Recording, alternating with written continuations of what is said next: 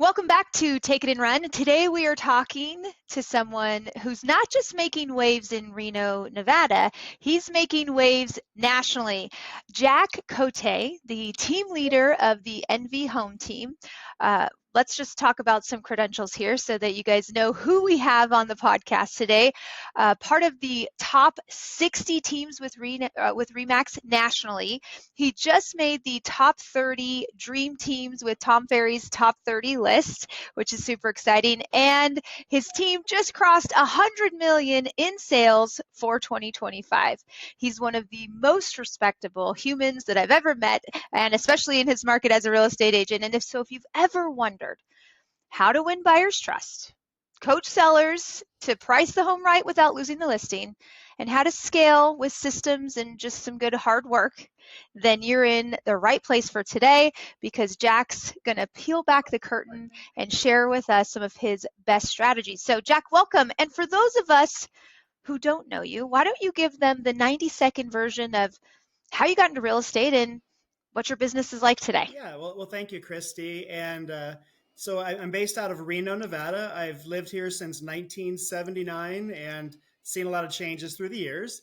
And my wife and I bought our first house in 2000, and then we bought our first rental property in 2003. And this is before Zillow and the online convenience of house shopping. And so we would drive neighborhoods, we would look for yard signs. We did have an agent at the time that had helped us buy our first house, and she would give us printouts and say, go drive by these neighborhoods, and if you see something you like, let me know and we'll take a look at it. So that was kind of how we got started. And in 2005, we had bought our first house in 2000, lived in it 3 years, rented it 2 years, and then our tenant wanted to buy it. So we called this other agent because our first agent had moved out of state, and just told him, my tenant wants to buy the house. We already have a price in mind. Can you just help us through the paperwork? And he said, sure. And so we did that. And then that agent disappeared for about 2 weeks, wouldn't return my calls, wouldn't return my tenant calls. She got upset and backed out. And I thought, well, I could do a better job than this guy. And I'm already, researching the market. I found my passion is real estate. So I got my license in 2005. I sold that house the next year in 2006 for even more money, and then just never looked back. And of course, timing probably wasn't the best, as the market turned in 2008. And what I've learned is just there's always business and there's always people you can help. You just have to work hard and look at what ways you can help people that are that need it. So just always you can always adapt, and there's always people that need help. I love that. I love that. I love how you got into real estate, because Yeah. I think a lot of us find ourselves that way. Yeah. Yeah. And so my wife joined me in real estate in 2006. So we've both been doing this about 20 years. And, really, it's my passion. It's different every day. You meet a lot of different people. There's struggles and challenges like any business, but I always think about how lucky I am because, there's a lot of other people that work a lot harder physically than I do and make less, let's say a roofer or a construction worker, or just people that are out there just physically working hard every day. And I think in real estate we have a lot of emotional challenges that we're working with our clients, and just fires that are out of our control. And I think we get paid to find solutions. And we've always had a client based focus where we're looking out for their best interest. To us, it's not about the money. The money will come if you take care of the client. And our goal is to make that one client, maybe they'll refer us 3 or 4 other of their friends, and then just keep, leveraging that. So it really is a client-based business.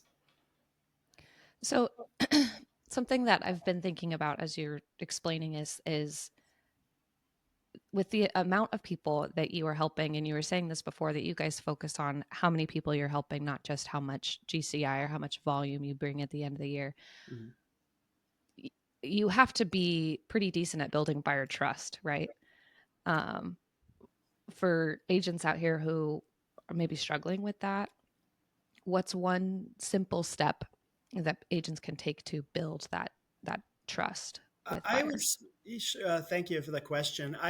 I always look at my clients as if I was selling or helping my own family buy a house. If I was helping my brother or my sister or my mom, what advice would I give them? And I probably talk people out of buying houses more than I, recommend that they do buy a house. And I feel just being honest and pointing out the pros and the cons just builds trust with those buyers so that when we do find a great house, and I tell them, this is very nice. It's something that I would buy personally, or I'd feel comfortable selling, to my brother.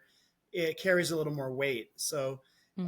what I don't want to be is a cheerleader on every house because then buyers, they're going to put up their wall. They think you're just trying to sell them to get a commission. And I also Yeah. tell buyers, like, I want you to be happy in this house for many, many years. I really, my worst fear is having you call me 6 months from now saying, we thought we could deal with that busy road, but we hate it. So we need to sell our house. And then they're losing money. They're having to move twice. It's a disappointment for them. So I've had some clients where I worked with them for 3 years. They found the right house finally, and they've been there since 2008. So I'd rather have, I look at it more of like the long game, not a short transaction. It's more of that relationship that I want to build long term. It's interesting you say that, Jack, because I was at the gym this morning and my gym buddies weren't there with me. So you're dedicated when you go by yourself. So super proud of myself this morning. But so I don't always listen to something when I'm at the gym. This morning I was listening to Gary Vaynerchuk and Tom on Tom's podcast. And interesting enough, Tom had asked Gary, he said, what advice do you have for the agent who, is out there working and they need to get someone under contract. They need to make some money. And I'm paraphrasing, so you'll have to go back and listen to Tom. It's his latest episode with Gary. But Gary said, don't think about the money. Just serve. If you serve, the money will come. He's like, give away all your content, give away all your value, and it'll come back to you. And it sounds like that's exactly what you're doing. Yeah, I really believe in that because I believe if you focus on the money and you start counting the commission before you earn it, and let's say you're going to make $10,000 and say, okay, I'm going to pay off this credit card, I'm going to pay off this.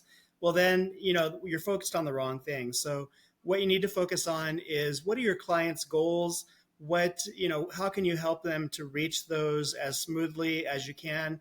Make it about that client experience because again, if you make it a great experience for that client, they're going to tell their friends and their family. And whenever they hear somebody, even a year from now, talking about buying or selling a house, they're going to say, hey, you have to call Jack. He took great care of us. And that's really the way I look at it.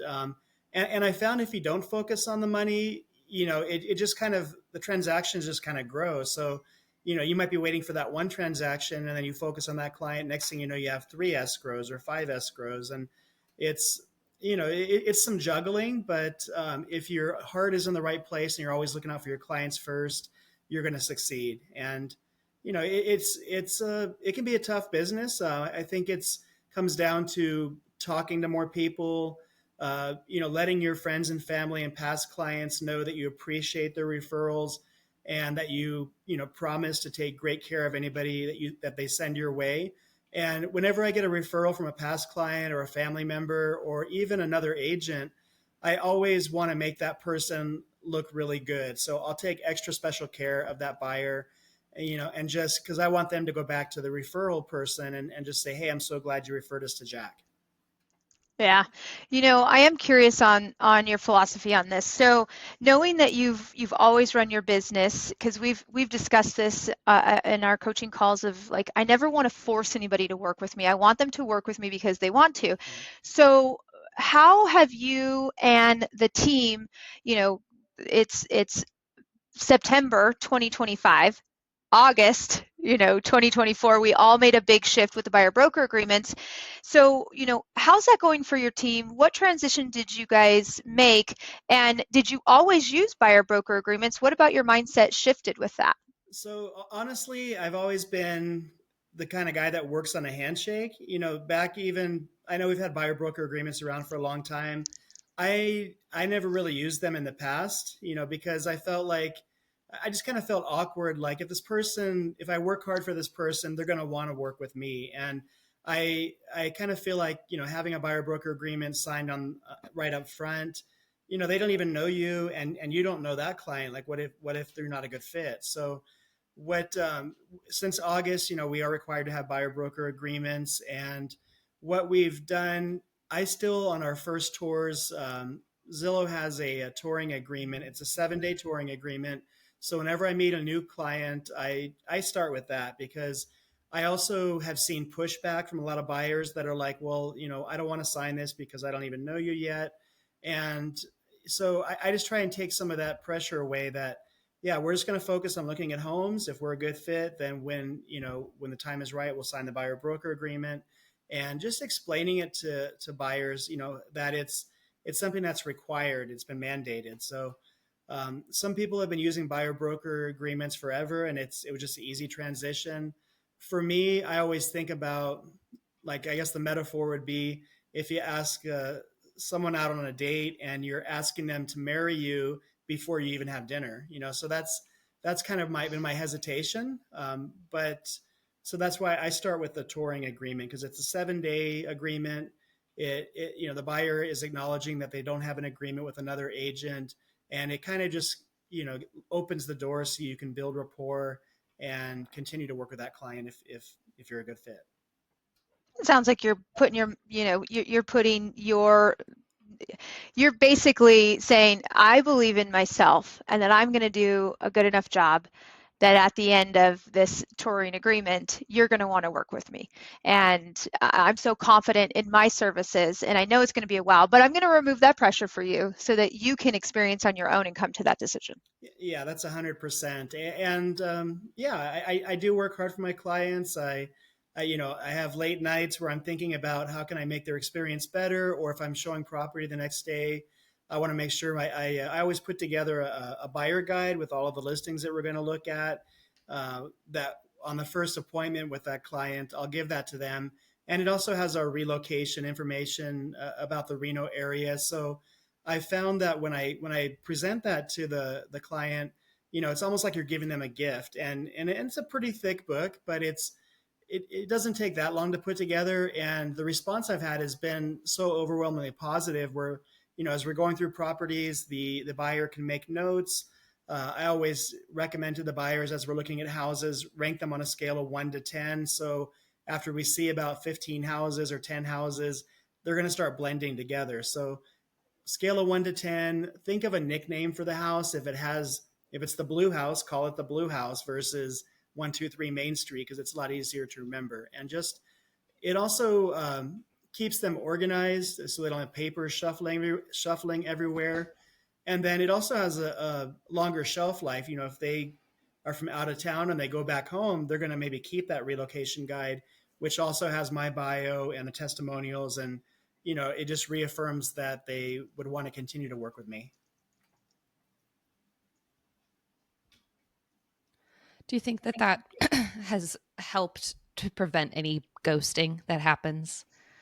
Have you noticed a difference? I do. I think it's, and you're still going to have those clients that might ghost you, but I haven't really had a lot of people ghost me per se, but, after you've done the showings, it's also on you as the agent to maintain contact with that person. If they're not buying today, maybe we have a lot of relocation buyers that they're kind of doing their diligence about, do they want to move to Reno, or do they want to move to Colorado or Arizona. And so just having that relocation guide shows them all the benefits of living in Reno, and then just staying in touch with them, even if it's a soft touch once a month, if, just nurture them and check in. And maybe I always like to give people something of value. I never want to just reach out to somebody just saying, hey, just checking in, because that's kind of a dead end text or dead end call.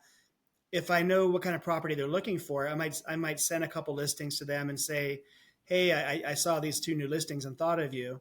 And I think that carries a lot more weight, because then the person might say, hey, thank you. We're still making our decision, but we appreciate you looking out for us. So I think clients just want to feel like the agents are working for them and being proactive. And I've had some clients tell me that, like, maybe their past realtor, they felt like the buyer was doing all the work, sending their agent what they wanted to see off of Zillow or Redfin, and the agent was just opening doors. And that kind of weakens I guess, our profession, that if people think we're just door openers, they don't see the whole picture, of what else goes into it. Yeah, you read my mind. You took the next two questions out of my mouth, and so we won't even go there because I love it.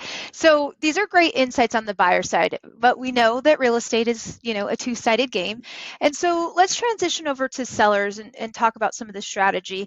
So, the Reno market's a little, I would say, like Swiss cheese or bipolar, right? We've got some homes that are selling really quickly and some homes that are lingering, and you've just got this ebb and this flow that's happening right now, and rates are doing what rates are going to do right now, and buyers are still trying to figure out what that means for them. So how do you help sellers understand pricing and positioning, right? Not just like picking a number. Take us through, like, how would you coach an agent on your team to work with the seller so that they understand the importance of pricing and positioning the home to get it sold? Right. So when I meet with sellers, the first thing they're going to know is, what is my house worth? And I think, you can look at the comps and come up with a range, but there's so many other variables that you have to consider. Like in the Reno market, we typically slow down between, say Halloween and into March, and then the market picks up again. So if somebody is going to need to list their house in November, December, they're probably going to get a lower price than they might in April or May. Just there's more buyers in the market in spring, weather's nicer, there's just, the house shows better. But what I would advise the agents on my team, or myself, when I'm meeting with a seller, is be prepared. Look at all the things that a seller is going to be looking at before they even call you. Sellers are going to go to Zillow, they're going to go to Redfin, and those estimates are sometimes way off. And so, but you still want to know what they're saying, because if Zillow says the house is worth 650 and you run the comps and you come in at 550, then the seller might think that you're wrong and that Zillow's right. And so Mm-hmm. I give credit to Zillow for gathering all the data, but even on their own site, they'll admit that their range could be 7 to 10% off. And so what I do is, you want to be prepared. I always put together a seller, basically a CMA with information about the neighborhood. I always try to compare apples to apples, single story versus single story, similar square footage.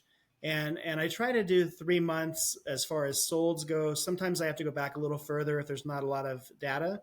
And, just before you even get into the numbers with the seller, walk through the home. I have kind of I guess, a practice that I do. So when I pull up to the house, I don't just immediately go up to the front door. I have my manila folder with all my data and the seller guide and such in it. And I'll just take 30 seconds and look at the outside of the house, make notes about curb appeal, or maybe it needs some paint on the trim. And, maybe there's a bunch of weeds in the driveway, whatever it is. And I'll just make those notes, because that seller might be watching you through their window, and they're going to think, okay, he's making a diagnosis in a way. And then get to the front door, ask if they would like you to take off your shoes. A lot of people prefer that. Even if they say no, it's more just asking the question out of courtesy. And then a lot of sellers will ask you, hey, do you want to sit down at the table? And what I'll do is I'll say, well, do you mind if we do a preview walkthrough of your home first? And you could tell me about some of your favorite features, maybe some of the upgrades you've done. And as I go through the home with you, I'll make notes of things that you might want to do to get the house ready for sale. And so, not that I'm a doctor, but I kind of feel like I'm a doctor listening to my patient tell me, what their symptoms are, and then I'm prescribing what they can do to get the house ready to go on the market. And it might be simple things like caulking a bathtub. Sometimes the caulk gets kind of mildewy and it doesn't look good, or maybe they have too much furniture or too much clutter. So we go through the house, and then I take notes on everything that I'm suggesting, so I can give the seller a punch list, and simple things like clearing off all the countertops in the kitchen and bathrooms, just, helping buyers that are touring the house visualize themselves moving in. And then, after that, that's when we sit down at the table. Simple things like, if the seller offers you a glass of water, even if you're not thirsty, accept it. It's letting them be a good host. And I feel the same thing when I have guests at my house. Like if I don't offer them a glass of water or iced tea, I feel like I get kind of anxious about making sure that they're comfortable. So, and then sitting Mhm. at the table, have all the data prepped, have printouts for all the properties that you're using as comps. Know what is for sale in the neighborhood, even if it's not a model match or a single story. The seller is going to know that there's a two-story around the corner. So you Mm-hmm. want to know about those. You may not use it as a comp, but when they ask you about it, like, hey, what's going on with this house? You could say, well, that one seems it's priced at, 725. It might be priced a little bit high. So you just want to be knowledgeable about their neighborhood. And then I also like to put estimated net sheets in my seller guide.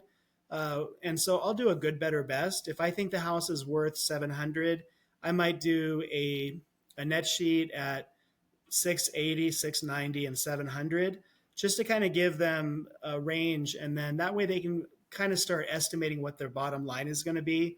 And that's really what's most important to a lot of sellers is like, what am I going to walk away with? So, Yeah. and then as part of the process, as we're wrapping up, I'll ask them, if you like, I'd be happy to bring some boxes by for you or some totes or some bubble wrap, just whatever you can take off the seller's plate to make it easier for them to get the house ready. It's going to go a long way. So I'll just go to Home Depot. I'll spend $100 and buy, say, 20 medium-sized boxes, some bubble wrap tape. That $100 goes a long way, because it's taking that off the seller's plate, and Hmm. then helps them get the house ready sooner.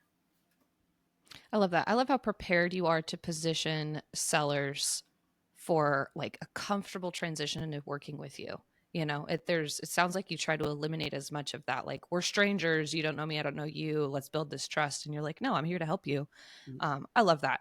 So let's think about maybe a few weeks after a listing goes live. And if it's lingering, what is your script or your practice for a price adjustment conversation? To not lose the listing. How do you have that conversation? Right. Well, I have part of that conversation during the initial listing presentation.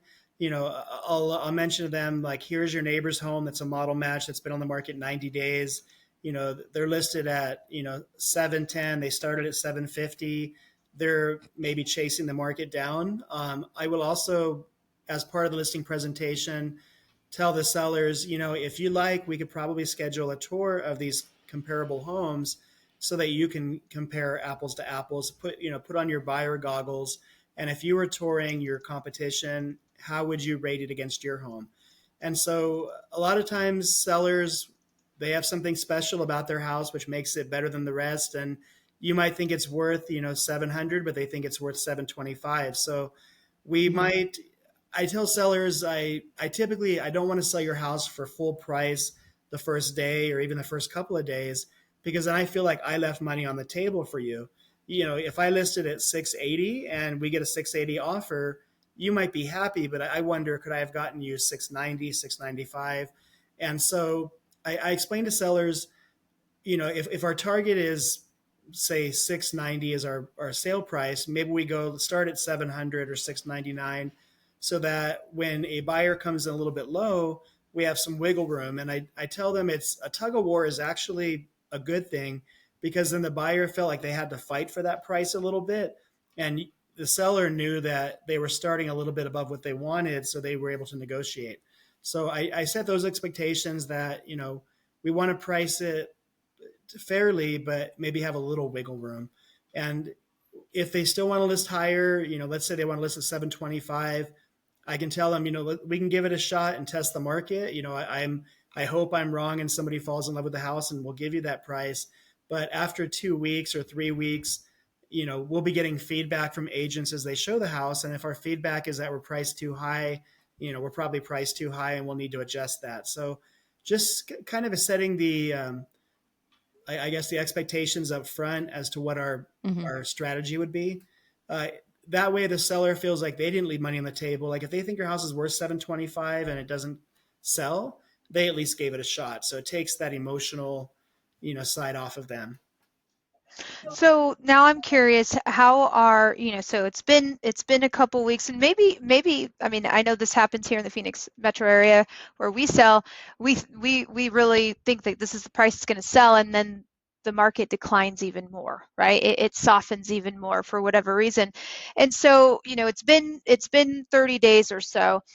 What kind of communication do you have in place? Like, how often are you checking in with your sellers? What does that look like? Is it an email, a text, a phone call? I'd love for our listeners to be able to know, like, you carry a lot of listings. You guys almost always have 20 plus listings on the team. What does seller communication look like, and how does it come across? Well, whether it's a buyer or seller, I always want to put myself in their shoes and how would I feel if I was selling my house. And so whenever we have, showings, I always reach out to those agents for feedback. And a lot of them will do the feedback, via say we use showing time. So there's an email that they get and they can respond, and I'll forward that to the sellers directly so they can get the transparent feedback. If agents are not doing the feedback, I'll reach out to them via phone or text, and then I'll share that with the sellers as well. And if I have to talk to the agent on the phone, I'll fill in the feedback on showing time so I have a history of it, and then I can forward that, the scores to the seller. Usually about once a month. Also in showing time, we have this report. It's basically a showing activity and feedback report, and we can put a different timeline on there. So like typically once a month, I'll send out to the seller that showing activity report, and it has charts and graphs, and it shows, how many showings we had, what the percentage of was for the feedback for pricing. Are we too high? Are we just right? Too low? Same thing with like the scoring of how the showing went on a 1 to 5. And then if there's any remarks in there, which like whenever I show a property, I always try to add some remarks about the house, like good or bad. Those remarks are in there for the seller to see exactly what the agent said. So I try to do a showing feedback report once a month. Also, just another CMA refresher, at least once a month with the competitions reduce their prices a little bit. We may need to, be more competitive. So, and it might be even more often than 30 days. Like if I see a price reduction of their neighbor's house, I'm going to let them know about it right away. That, hey, your neighbor was at 710, they just reduced to 690. We're at 705. We might want to get below that 700 mark, and just to be more competitive. So it's typically at least once a month, but more often as needed. So, and usually the emails are the showing feedback, and then my next best would be text. Everybody's so busy, but at least if I send them a text, I'm not trying to capture them when they're available. And then if I can't reach them via text, I'll call as well. Wow. You really it's so clear how you bring so much intention to your listings, and intention does not happen by accident. So if we can we rewind to the beginning, because agents who are just starting out, they need these first steps. So let's talk about building from scratch. Sure. Yeah. It's a lot of hard work, basically I feel like you get out of it what you put into it. My first few transactions were Sphere. One was a coworker of my wife's. The second one was a person that had worked for me at a previous company. But then, I was doing a lot of open houses when I first started out, because I didn't really, have a Sphere. I had family and a few friends, but doing the open houses is where you really get to learn about the market, and you get to meet a lot of different people. And it is hard work. It's a lot of time and effort, but my first few transactions were open house. And then just as you get those closings, always ask for a review. Make sure you have a Zillow account set up, Yelp, Google, Realtor.com. Rate My Agent is another one that I use, and ask your clients for a review, because that carries a lot more weight than you saying how productive you are, how good you are. If somebody else or multiple people say, give you good scores, that's going to carry a lot more weight. So you guys you just recently surpassed 1,000 reviews on Zillow. And as a real estate agent, and Kelsey can attest to this as our operations manager, we know how difficult, and maybe, Kelsey, maybe we just have a mindset around this, right? But I would love to know how often you ask for a review and how have you guys been so successful in getting over 1,000 Zillow reviews, which I would say is probably one of the most difficult platforms to get a review. It is. We always reach out to every client after, at the closing. So part of my, I guess my conversation with the client would be like, hey, congratulations on your new home. We just went on record. I can meet you over there at 5:30 to get you the keys. And they're like, oh, thank you. We're so happy. And then what I'll do is, as part of that conversation, I'll just say, I know you're busy, but if I send you an email with a couple of links, would you mind doing a short review for us? And they're always like, sure, yeah, no problem. And then you just have to make sure you send them that email while it's still fresh in their mind. Because if you send it to them a week later, it's going to go in their inbox. They're going to forget about it. And what I do for our clients is I have an email that has a few of our links. So maybe it's Zillow, Google, Yelp, and Realtor.com. And I'll put all four of those in there, and I'll just say, feel free to do a review on any of these sites, or if you like, you can, review on all of them. And some people, they're so happy with our service that they do reviews on all four sites. So you get basically a 4 for 1. Wow.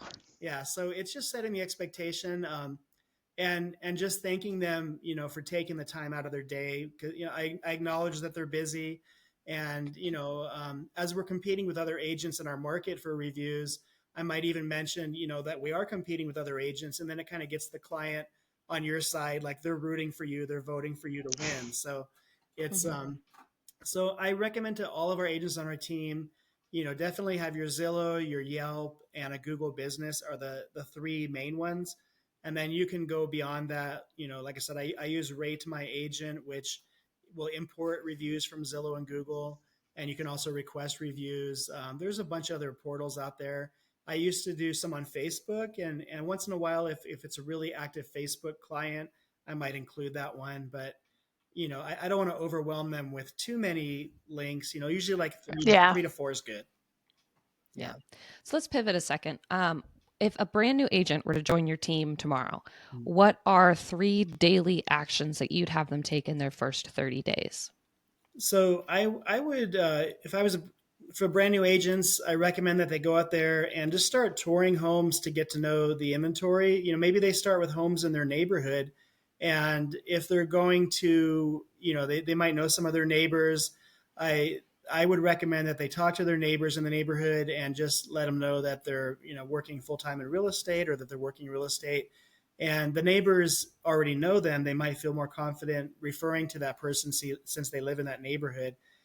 So seeing what the inventory is out there. We do usually at least twice a year, sometimes quarterly, we do a letter of the heart that we send out to our family and friends and past clients.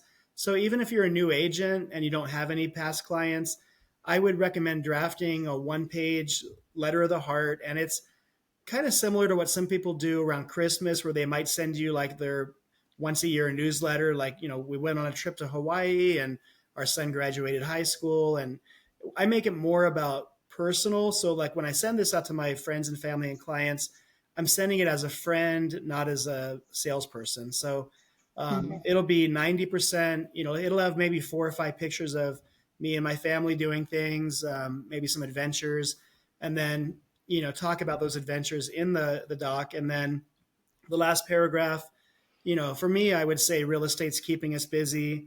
We really appreciate your referrals and promise to take great care of anybody you send our way. We hope to hear from you soon. And then Jack and Melody.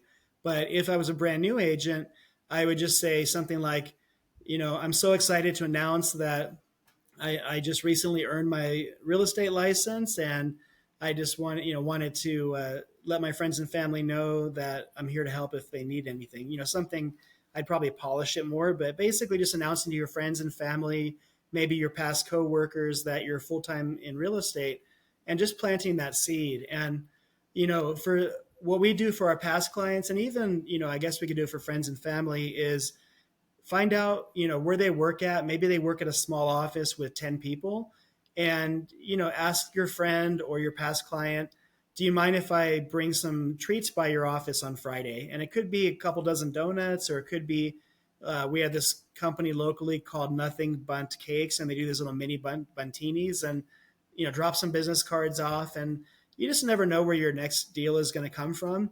I also use that strategy when I have somebody in escrow, because while they're in escrow, they're in that house hunting mode. They're talking real estate, they're talking to their friends, and if you drop some treats off while they're in escrow and some business cards, they're going to be talking to their coworkers when the coworker asks, who's Jack? Oh, that's my realtor. He's doing such a great job. We're so happy. We found this house. We negotiated against 3 other offers. We got ours accepted.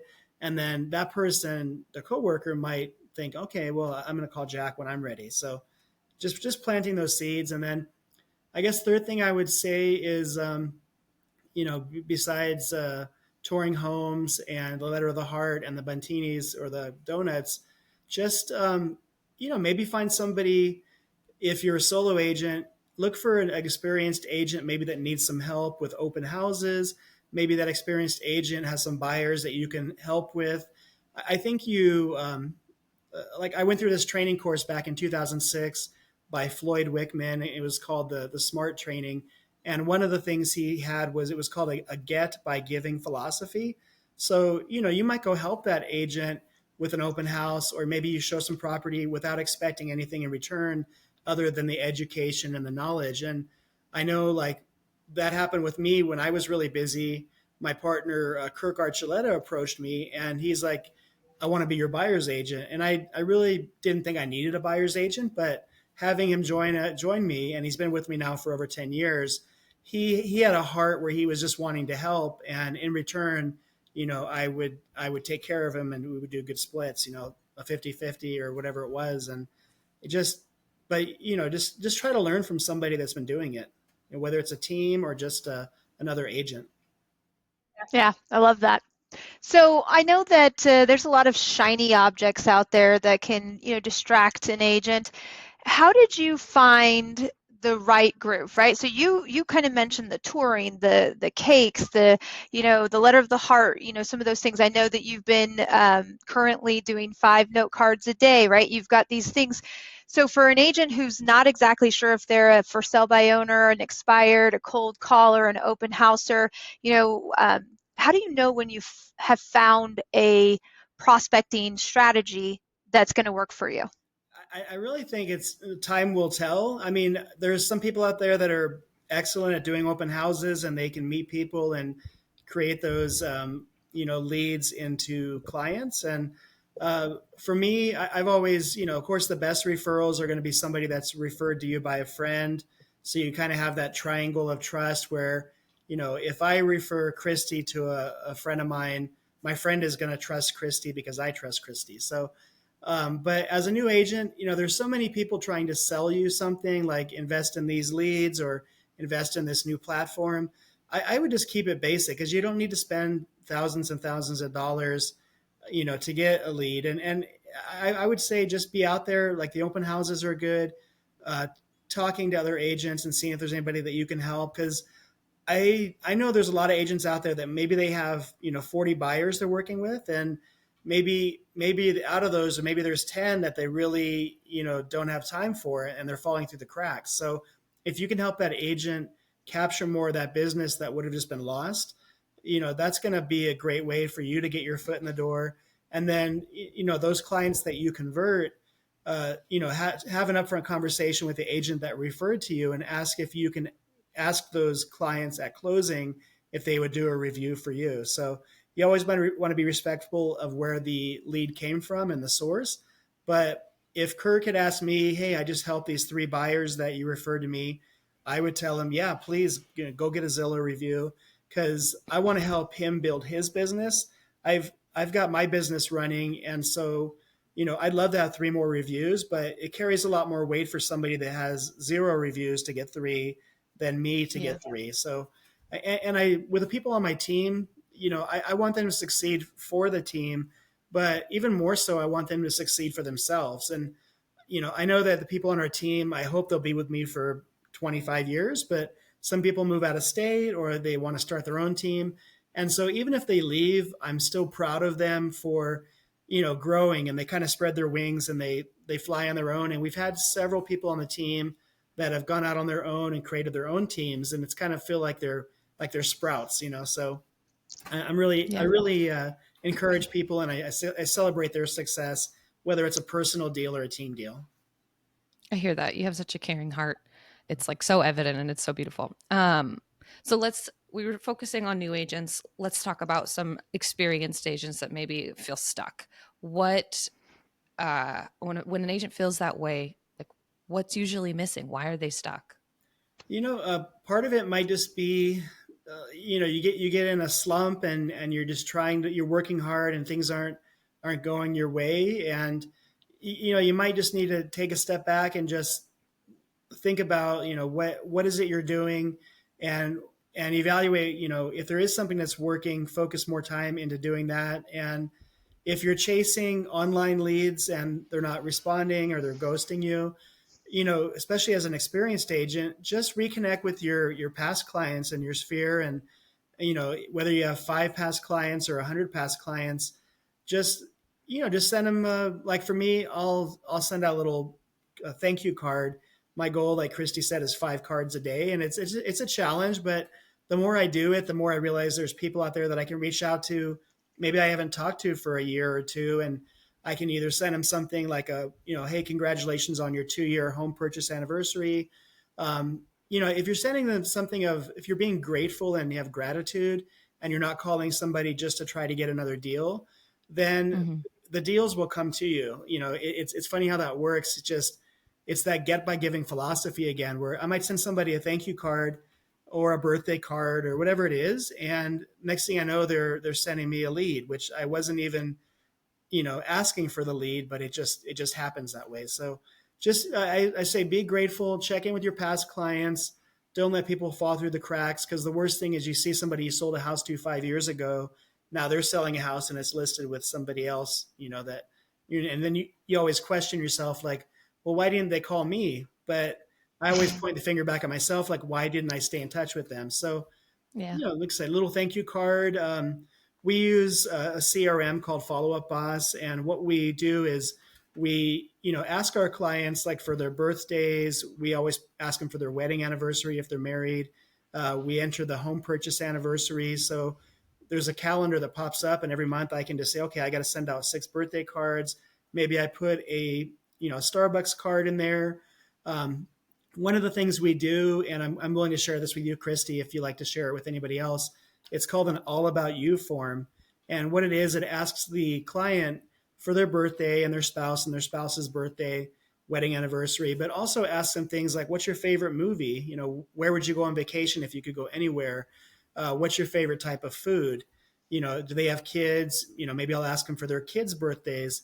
And the reason why is I might send if they have a son that's just turned 8, maybe I'll send him a Yogurt Beach gift card for $5. And it's not the amount of the card, it's just getting something in the mail. And also I feel like people are so busy. If you give them a reason to take their family out for a yogurt, that they might not have done otherwise, then it kind of creates an experience for that family. So, and for me, if I get a Yogurt Beach card, I don't go there a lot, but I wouldn't want to waste it. So I would take my kids and I'd go to Yogurt Beach. So, Yeah. stay in touch with your clients. Find out, like, if you do the All About You form during the escrow, when you do a closing gift and you find out that their favorite restaurant is Lulu's in Reno, for example, I might go to Lulu's and get a gift card and put that in as the closing gift.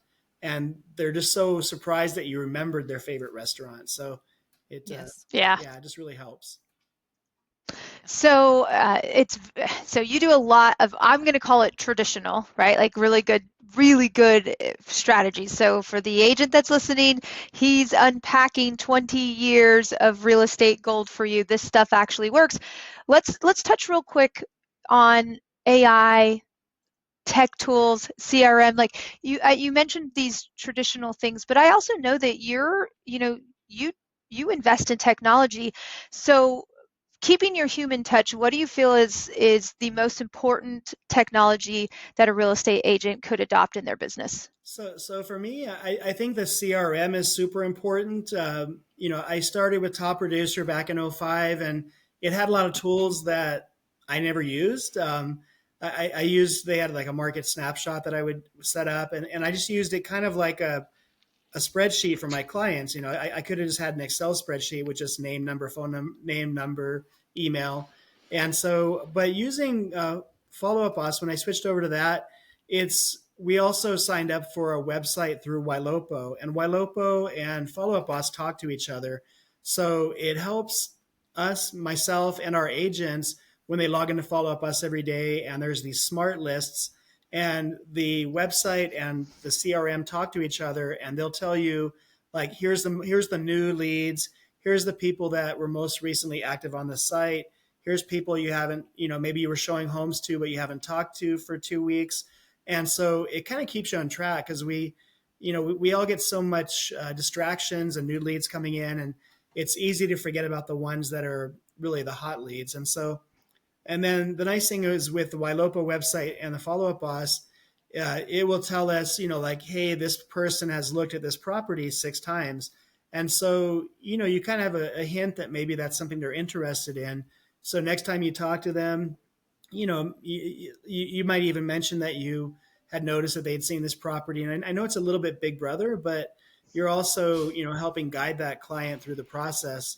One other thing that you could do is, if you notice that they looked at maybe a couple of properties, is maybe you send them those 2 properties and a few others that are similar, and just, you could let them know that, hey, I saw these listings and I thought of you.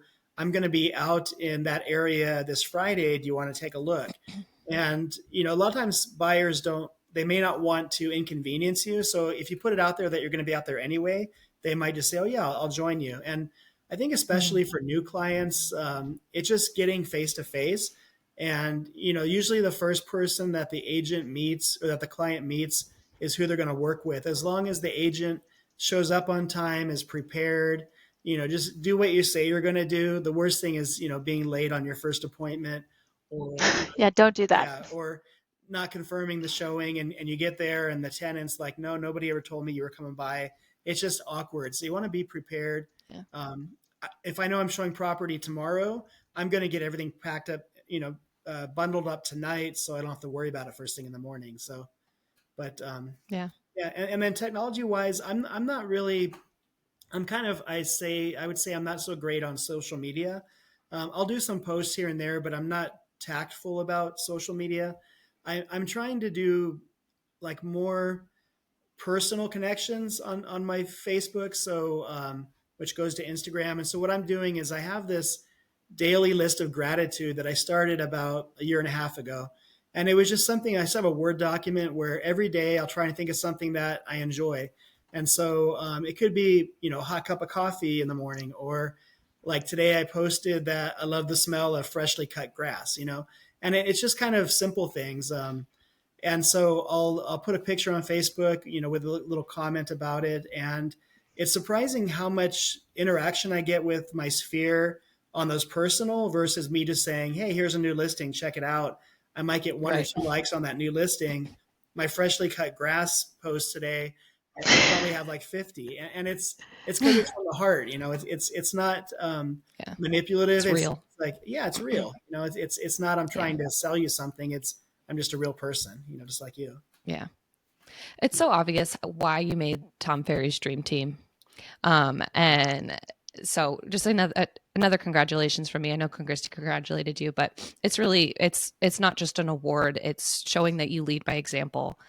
So congratulations. Jack, Thank you, as we're wrapping up, where can people go to learn more about you and your team?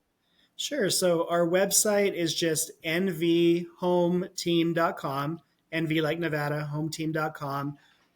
We have 26 agents on the team, and we're very proud of everybody on the team. We all work really hard, and we're pretty selective about who we add to the team, because we want to make sure that they're client focused, that they're not focused just on a commission, that it's really about the experience. And I'm really proud of our team because they all have that heart. And so nvhometeam.com is our website. If you're looking to refer somebody to Reno, Tahoe, we'd be happy to work out a referral fee. But more importantly, we would take excellent care of anybody you send our way. So that's our number one goal. Oh, thank you so much. I really appreciate you being here with us today, Jack, because here's the thing. You didn't just inspire us, because it's so funny because you brought up so many things that Meryl and I hold true. And Kelsey's probably like, is this deja vu? Because Kelsey's been with us, October. Is it 11 years in October? It's either 9 or 10. I've passed the Oh, time I I was, do math. yeah, I know. It could be 10. I was thinking we were already at 10 and it's 11, but maybe it's No. a full decade now. So she's been with us in October. I think it's going to be 10 years. And everything that you said, those are things that I know have led to the success within my own team, within the agents that I coach. So you gave us a playbook on exactly how to build a business of repeat and referral business. So here's the thing for our listeners. Remember, action beats perfection. So you need to take what you learned today and run with it, right? Implement, because real estate is personal. And when you have the right tools, the sky's the limit. Right attitude, I would also say. So don't forget, if you haven't already subscribed to the Take It and Run podcast, this is, I think, episode 11, and we've been learning and growing as we go. We appreciate you being here. If you're not subscribed to the Take It and Run email newsletter, we invite you to do that as well. And we'll see everybody next time. Thanks so much, Jack, for joining us. Thanks, Kristi. Thanks.